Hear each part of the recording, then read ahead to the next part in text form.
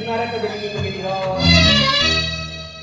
ದುರ್ಯೋಧನ ನರಕದ ಭಯಂಕರ ಕುರುಕ್ಷೇತ್ರದಲ್ಲಿ ಈ ಜಗತ್ತಿನಿಂದ ನೀಡಲಾಗುವ ಹಿಂಸೆಯು ಅತಿ ಭಯಾನಕ. ತಾಯಿ ಕಣ್ಣೀರಿಂದ ಬರೆದು